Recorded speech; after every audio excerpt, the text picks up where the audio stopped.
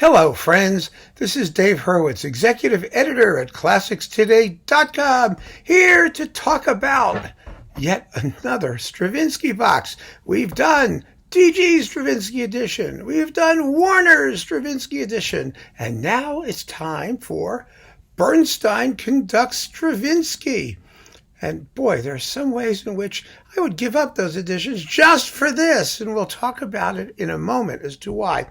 But first, to talk about Stravinsky, I need to do a shameless plug for my new book, Beethoven's Orchestral Works, an Owner's Manual, published by Amadeus Press. And these and my other books, finally, now all seem to be available, or mostly available, on Amazon at reasonable prices directly. The new publisher, which is Rowman and Littlefield, they seem to have gotten their acts together, and I'm very, very excited. And this is available in a Kindle edition, and it doesn't have a CD. Instead, it has a link to some downloadable performances that you can listen to as I talk about the works in question. It's Beethoven's Fifth, the Third Piano Concerto, and the Egmont Overture. But basically, I'm just happy this exists because it was delayed a year because of COVID. So now the book is available. And I urge you all to go buy it. Please go buy it. There. I'm pretty good at shameless plugging, I have to say, because I'm not embarrassed. I think it's a damn interesting book. And it covers all of the Beethoven orchestral works worth covering. So there you have it. Now let's forget about that and go back to this thing. Bernstein Conducts Stravinsky.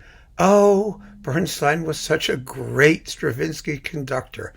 Why was he a great Stravinsky conductor?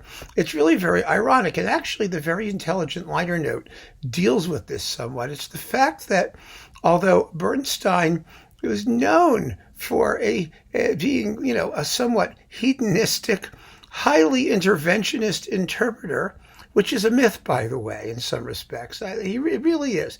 But that's what his reputation was. And of course, Stravinsky's own recordings were there as the exemplars by which everyone should be judged. And Bernstein didn't care because he said that Stravinsky was a terrible conductor, which was largely true.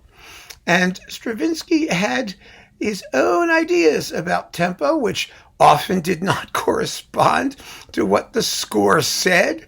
When it came to playing his own music, Stravinsky could be just as off as anybody else. And Bernstein knew better. And good for him, I really think, because Bernstein, first of all, was a genius. Let's be clear. Christa Ludwig, in her autobiography, the late, lovely Christa Ludwig, said that there were three conductors who really guided her career as a musician. One of them was Karl Böhm, one of them was Herbert von Karajan, and the third was Leonard Bernstein.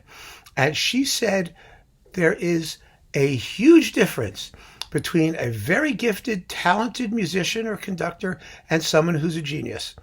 And Böhm and Karajan were very gifted and very talented, but Bernstein was a genius. That's what she said. And, she had a point. And in that sense, genius has its own prerogatives. That doesn't mean that he has the right to screw around and do whatever he wants to do because he thinks he's the smartest guy in the room. I mean, he doesn't. He's not that kind of prerogative. What it means is that he might have a depth of insight, an angle into the music that nobody else has, and that could do something that not even the composer imagined was appropriate. Now, the ironic thing about Bernstein Stravinsky is that it is, in fact, extremely faithful to what Stravinsky wrote. In fact, Bernstein was usually extremely faithful to what the composer did. It was his faithfulness, his respect for the score that sometimes caused him to go off on the byroads of excessive point making. But what motivates that is not wackiness or some sort of philosophical nonsense. It's what the composer really wrote and his attempt to realize it or make a point about what the composer wrote. That's how Bernstein got the reputation for being that sort of hedonistic hogwallow or romantic, slushy, interpretive guy. But he's not, and he's not with Stravinsky. Not a bit. not the teeniest bit. These are mostly, invariably, really, they're stunning, stunning performances. And let's just go through. It's only 6 discs, and I'll tell you what's in it. They are 6 discs with sort of original jackets, which is always annoying because what's on the jacket and the album doesn't necessarily tell you what's on the disc. That's like, that's so irritating. So here's the booklet, and you have to go to the booklet. So it's like, yes, let's go to the scorecard. Here it is. We're looking at the booklet. Disc 1 has the suite from l'Histoire du Soldat and the octet. And this is really cool because it dates from 1947. It's in very good mono. It sounds just fine. It's close up, kind of dry, really quite good for Stravinsky. And it has just really very, very solid and some very famous soloists. For the Histoire du Soldat, you got Richard Bergen, violin, Victor Polachik, clarinet, right? Clarinet, yes. Polachik, clarinet. And let's see here, Raymond Allard, bassoon, Roger Voisin, trumpet. Roger Voisin was a famous trumpet guy, as all you trumpet people will tell me. And Jacob Reichman, trombone, Charles Smith, percussion, and George Molleux, double bass. What a terrific bunch of people. And some of the same ones are doing the octet. And they're just wonderful performances. Absolutely wonderful. Bernstein was young and fresh and zippy, and he knew his Stravinsky, because I will say something else. Let me say something else. Bernstein had many qualities, but no matter how wayward he became at any point in his life, one thing he always had and never lost was rhythm. He knew rhythm. He knew how to play them, how to project them, how to make them swing, how to accent things properly. And the one thing you need to do Stravinsky superbly is rhythm. And if you've got rhythm, just about everything else falls into place. And the one thing Stravinsky really lacked as a conductor, by the way, was rhythm. And not just the rhythm within the bar, but phrase rhythm, jumbo rhythm, the larger rhythmic sense, rhythmic polyphony, all of those things Bernstein renders with just astonishing clarity in many, many places. But anyway, that l'Histoire du Soldat is just terrific. Now, the next disc, let's see what we have here. We have the famous New York Philharmonic Rite of Spring, which still sounds fantastic, and it's still one of the all-time great ones. And the thing that really gets me about Bernstein's Rite of Spring, the thing that shows me his intelligence, never mind what Stravinsky wrote, we're talking about his intelligence and understanding of the piece, is that after the giant sacrificial dance hubbub part, you have the coda to the whole ballet. So, it's all whipping around and getting crazy, and the tam-tam's getting the crap whacked out of it. And, ba, ba, ba, ba, ba, ba, da, da, da, da, da, da, you know what it's doing, right? And then, all of a sudden, all of that cuts out. And it's just going,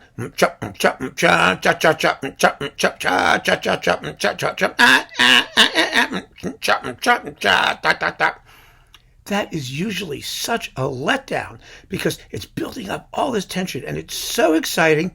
And then you just have this sort of snorty, snarly, grunty, farting stuff from the bassoons and the low brass, and the strings are going, chunk, chunk, chunk, chunk, chunk, chunk. And then, of course, it builds up again till the final expostulation. Bernstein gets the fact that in a great performance of this ballet, it does not get less exciting. It shouldn't get less exciting. And in Bernstein's hands, it isn't less exciting. And that tells me something, because at 99.9% of performances of the Rite of Spring, you wish it would stop as soon as that crazy sacrificial dance business stops, because the rest of it is just a letdown. Well, in Bernstein's hands, it isn't a letdown. And how does he do it?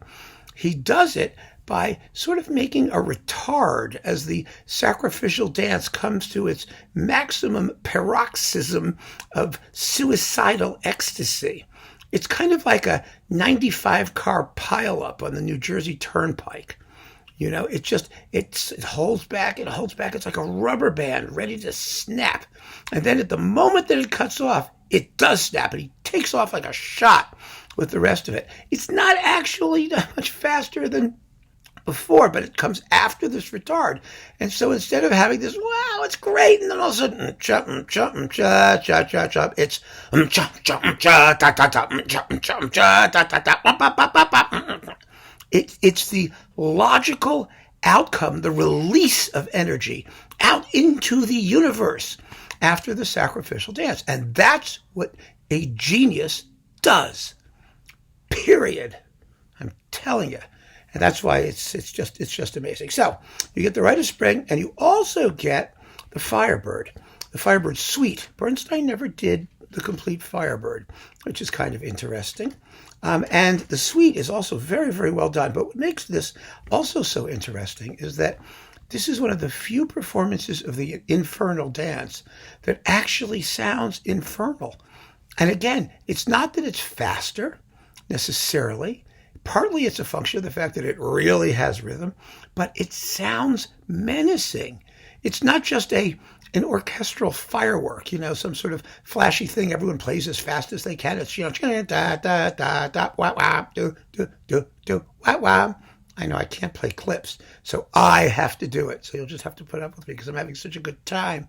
No, this is gnarly. This is threatening. It's da da da da wah wah da da da wah wah do do do do wah wah da da da da da da da da da da da wah. It sounds scary, and it's supposed to be. And Bernstein gets it. And he's only doing what's in the score. There's nothing fussy or self-indulgent about it at all. And it's exciting as hell. But it's exciting as hell and expressive as hell. And that, my friends, is what a genius does. So that's marvelous. Then we get, let's see, what's next? Hang on a second. I know what it is, but I'm turning the page anyway. The Concerto for Piano and Winds with Seymour Lipkin, the excellent soloist, and the Pulcinella Suite, another really razzle-dazzle performance. Absolutely wonderful. And by the way, not all of these recordings had fabulous sonics. They didn't. Sony was always, catch as catch can, and the New York Philharmonic didn't have a venue, and there were all kinds of issues. But these have all been the latest, consist of the latest remasterings or a new remastering, and they sound as good as they're gonna. Let's put it that way. You're not going to turn a sow's ear into a silk purse sonically. And these are not sow's ears. They're just not demonstration quality audio, but they're okay. Then we get on CD4, Petrushka. Oh, Stravinsky, not Stravinsky. Bernstein was one of the great, great conductors of Petrushka. He gets so much of what makes this work just wonderful and so cool and modern sounding and fascinating texturally. The opening, when it's, everyone's going da da da da da da da da da da ba ba ba ba da da ba ba da da ba blah blah blah blah. Underneath that, you hear the basses going wah wah. Usually you just hear this murky you don't hear anything, but they actually have a tune. That tune is the tune that's going to emerge to the top. That womp, womp, womp, womp, da, da, dum, bum, bum. That is what the basses have when they come in initially. And you hear it in so few recordings of Petrushka. So few, but you hear it in Bernstein's vividly.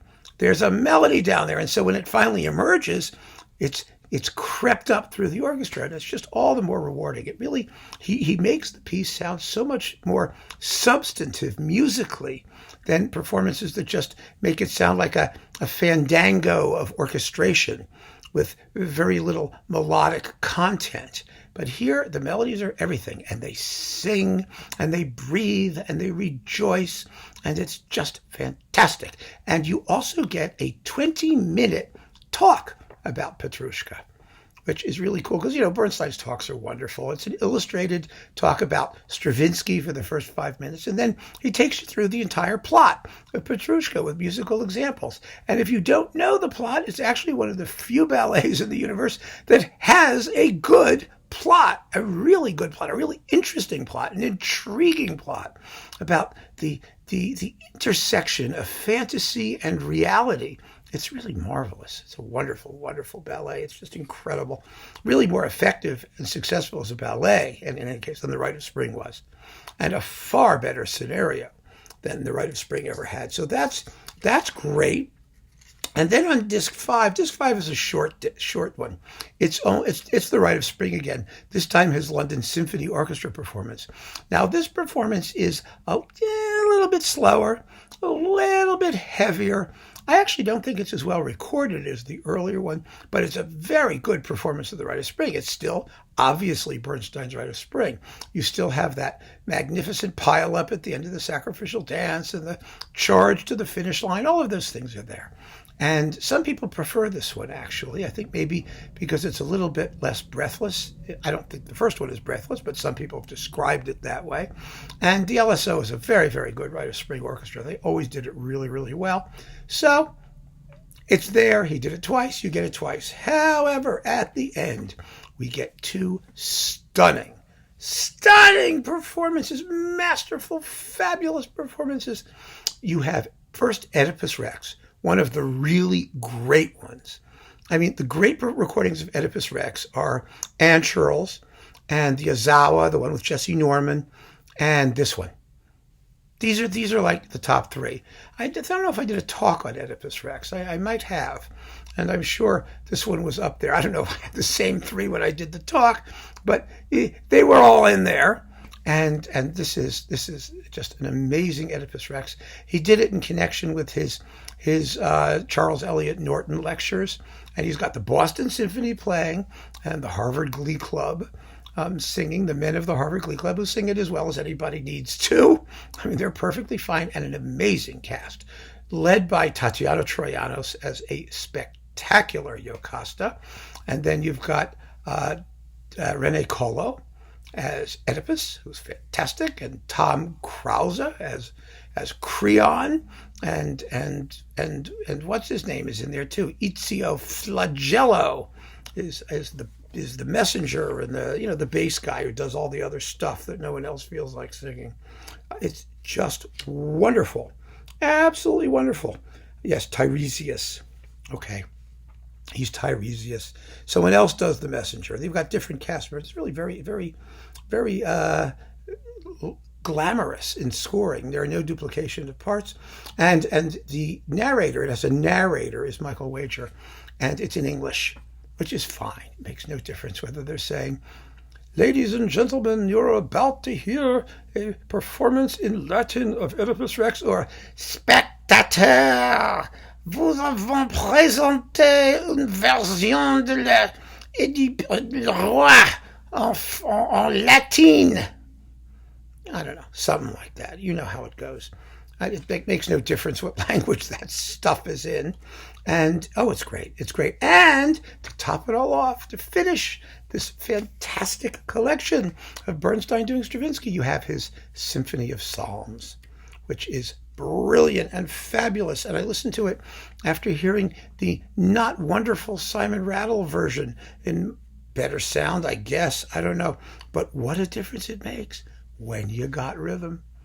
And when you got rhythm in the slow parts, at the end of the first movement, the finale, where it's very slow and the timings are almost exactly the same, but Bernstein paces it right. He's got the rhythm. He's got it. It's with the English Bach Festival Chorus, the London Symphony Orchestra. So, all told, some really, really amazing, fantastic Stravinsky. And if you're a Classics Today insider, you can go and have a look at this video from the Classics Today website. And if you do that, there will also be a couple of juicy sound clips that you can sample and get a sense of exactly what I'm talking about. So keep on listening, folks, especially to Bernstein's Stravinsky. This is one of the great entries in the Stravinsky celebrations for the 50th anniversary of his death. And wow. First-rate stuff. Absolutely first-rate stuff. Is it the 50th anniversary of his death, the 100th or whatever? I don't even remember. It's the something anniversary of something. I never get it right. He died, what, in 71? Yeah, it's the 50th anniversary of his death. Yeah, okay. I'm not crazy. Keep on listening. Enjoy Bernstein's Stravinsky. I guarantee you'll love it, and you really have to have it. It's phenomenal. Take care.